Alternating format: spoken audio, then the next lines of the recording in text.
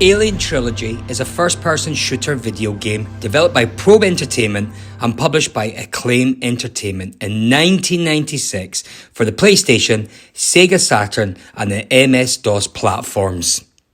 The game is based on the first three movies in the Alien film series. It is one of the first games developed by Probe following their acquisition by Acclaim.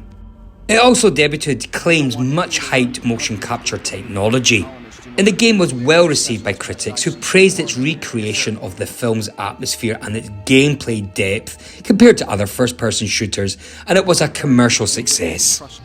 So, what's the plot of the game? Well, in the role of Lieutenant Ellen Ripley, the player experiences a story loosely derived from the first three films of the Alien franchise. Aside from the occasional CGI cutscenes, the plot is told through text-based mission briefings that guide the player through an expanded, action-oriented story drawn upon the settings and characters of the franchise rather than through the specific plots of the films themselves. The game begins in essentially the same manner as Aliens, as Ripley, here a Marine herself, travels to LV-426 to restore contact with the colony there. Now, the other Marines are all wiped out, so Ripley must then travel through the infested colony and prison facility and finally the crashed alien ship itself to destroy the aliens and then escape.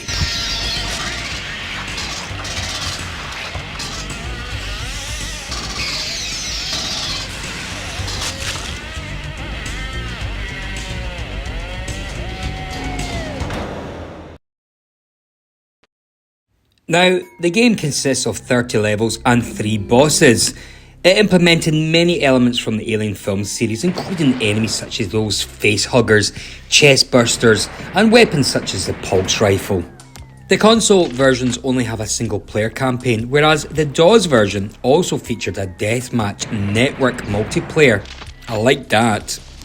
But first, we're going to start by looking at the PlayStation version, then we'll have a look at the Sega Saturn version, and then we'll have a look at the DOS version. So here we are, we're on the PlayStation 1 version. Now, looking at it, Alien Trilogy is a Doom clone.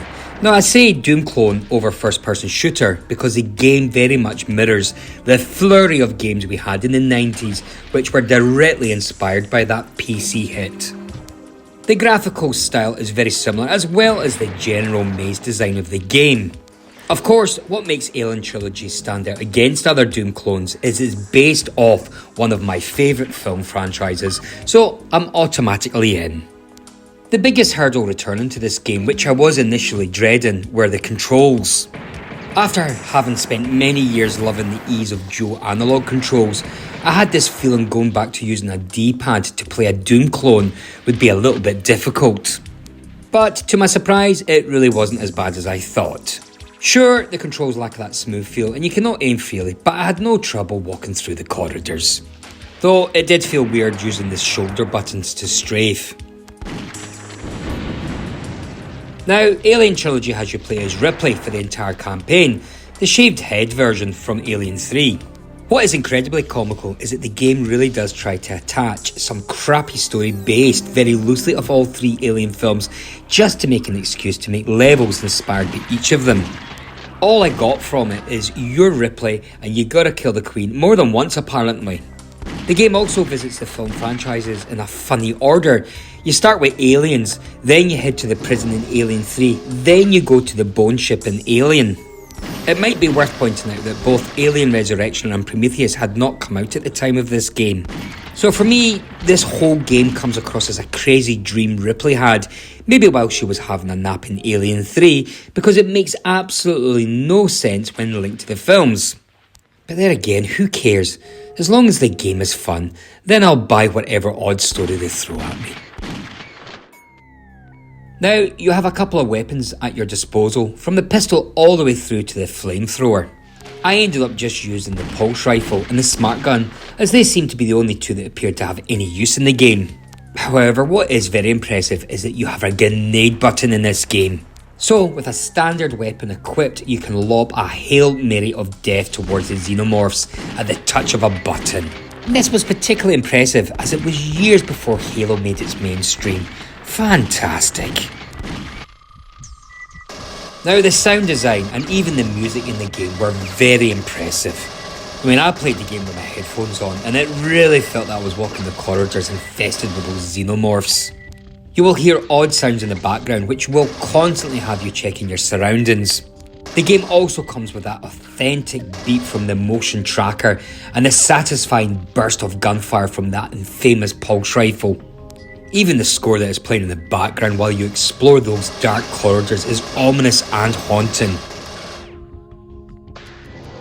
And with regards to the graphics, well, they're a mixed bag of 3D rendered backgrounds for the environments, but the enemies themselves are 2D sprites, just like Doom. It's somewhat funny having the mix, as weapons will literally rotate on the floor in 3D, but the enemies and characters look more like cardboard cutouts. And I suppose it was not soon after this that pretty much all the first person games had 3D models for the enemies. Quake being an example of that. So I suppose not everyone will warm to this old graphical style because it does look dated, but being a fan of games like Doom, I still love seeing a xenomorph being recreated in that graphical style. The quality still looks messy, and many of the environments you explore do appear very muggy. Alien Trilogy tries to mix the typical shoot and find the goal mechanic by adding mission goals. Usually these are quite straightforward, like shoot the barrels, find some collectibles, or kill a certain enemy. The problem is, if you fail to complete the majority of your mission, you will be forced to repeat the level, which is incredibly frustrating, as I found I was always on a level I genuinely had a tough time with. To some, this will be a game-breaking problem, especially towards the end of the game. There is no way to tell while you are playing if you have finished enough of the level to progress, so you have to risk it and see the statistics upon completion, and then potentially throw your controller in rage as you are forced to replay the whole thing again. One of the reasons you find it hard to complete the mission at times in the Alien Trilogy is because it makes use of hidden walls that you can literally walk through. This occurs in one level, particularly towards the end of the game. It's so hard to find you'll probably be forced to use a guide or YouTube video to find it. It is a cheap design to a game that would have been ultimately more enjoyable if it just copied Doom and allowed you to finish a level and killing enemies and finding secrets being optional.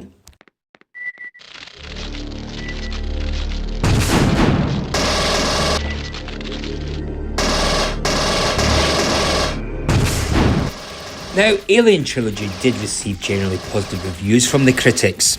On aggregating review website Game Rankings, the PlayStation version held a 78% score based on 5 reviews.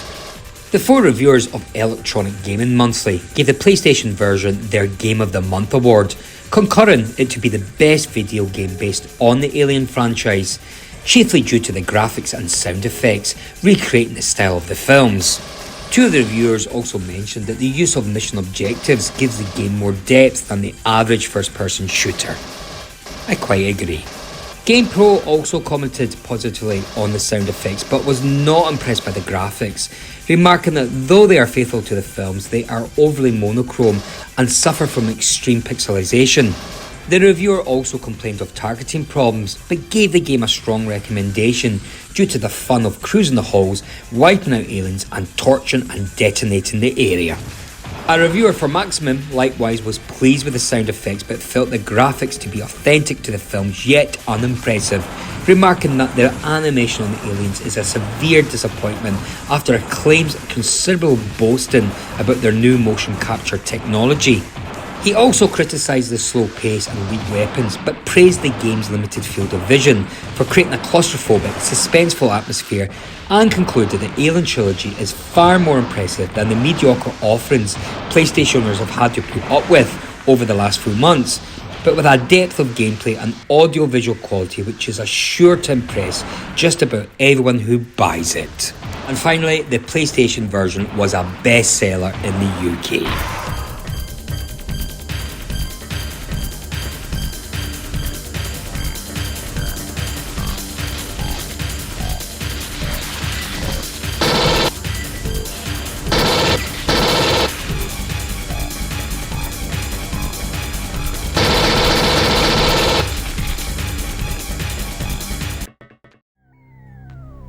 Okay, so that was the PlayStation version of Alien Trilogy. So let's have a look at the Sega Saturn version now. Now, I can't really remember which version I owned first. I think I owned the PlayStation version prior to owning the Saturn version. I think the Saturn version came out a little bit later. Now, the Saturn version is very similar, but we've got to remember that the PlayStation 1 almost always beat out the Saturn on 3D processing. For example, there is lots of glass to shoot in Alien Trilogy, and the Saturn version, like many other games in the system, it suffered from not having a transparency effect. And on the PlayStation 1, this was standard, but on the Saturn, it needed more experience with the hardware to get that transparency effect done properly. So all the glass in the Saturn version is rastered instead of being real transparent. And also the full motion movies, which I haven't really shown here, are just a little bit more greasy on the Saturn. But in saying all that, the Saturn port, it plays very similar, and it's a good game, and it was also positively received. A Next Generation critic hailed it as a rare example of a PlayStation to Saturn port, which is just as good as the PlayStation original. However, it is worth pointing out that GameSpot and GamePro said the graphics are not as crisp as the PlayStation version, although still good in absolute terms. Sega Saturn magazine's Rad Automatic did not mention the PlayStation version at all. Both he and GameSpot focused their praises on the game's effect use of sound to create atmosphere and clue the player into the close proximity of unseen enemies. Despite their positive assessments, GamePro and Sega Saturn magazine both said the game fell second to a game called Power Slave, another first-person shooter released for the Saturn at roughly the same time. But for me, although the PlayStation version might have had a little bit better graphics and effects, there was certainly nothing wrong with the Saturn version. Let's have a look, shall we?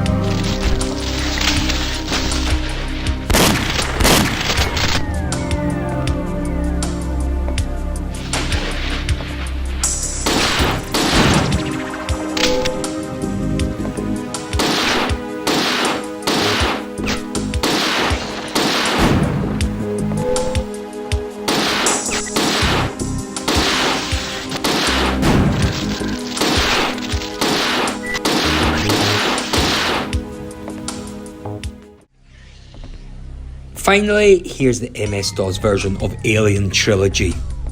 Now, this version is both a single player and multiplayer, and I have to say, the multiplayer mode is certainly an improvement over the PlayStation 1 and Saturn versions, because they didn't have that. Again, it appears to be the same game, but my only slight criticism, and it is slight, is that the MS-DOS version has a slightly choppy frame rate, but the game itself, it doesn't slow down. But in saying that, I did prefer the PlayStation 1 and Saturn version because it didn't have this choppy frame rate. Anyway, let's have a look at this version.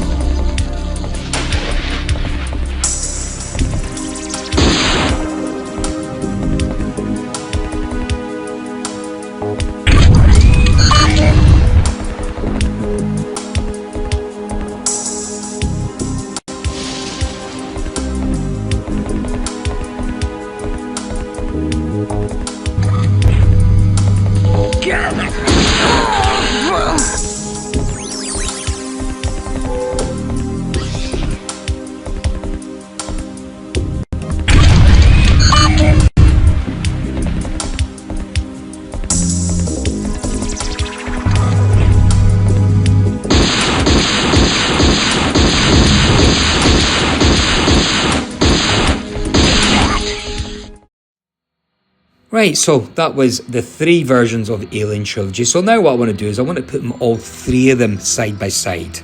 Looking at all three, I would say my favourite version is the PlayStation 1 version due to better graphical effects over the Saturn and not having that choppy frame rate of the MS-DOS. But in saying all that, they're all very similar. There's not much in it, just minor differences. They're very similar. The PlayStation 1 just has the edge, that's all. So finally, being an Alien fan, this was a game I was looking forward to revisiting and I had a lot of fun with it. However, the game is not brilliant and I'm also wearing my Alien fan boy glasses while reviewing this game. So I suppose if you like the Alien franchise, this is worth a revisit. And if you're an old school Doom fan, this game does attempt to bring some new designs to a formula you may find intriguing. I found Alien Trilogy genuinely entertaining to experience, but it doesn't change the fact that this game has some terrible design choices. If it wasn't for the occasional appalling mission structures and level design, I could see this game being a classic. But it's not quite classic. And sadly, there's not much else to say beyond that. It's a Doom clone in the Alien universe that's either something you want or it's not. In the least, fans of the early 90s violent shooter should jump in, plug in the unlimited health and ammo codes, and have a field day running through the environments. I'm sure it's not the way the game was intended to be played, but god damn it, that's how we rolled back then.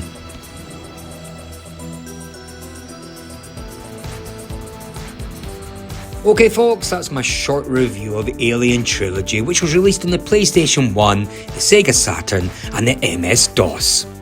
I hope you liked this short video. If so, then please press that like button.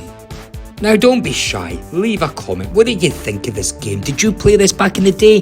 Please share your thoughts. And finally, and probably most importantly let's say, it would be great if you would press that subscribe button. That would be absolutely brilliant. So thanks for watching and hopefully you'll tune into my channel again. Until my next video, take care of yourself. Bye bye.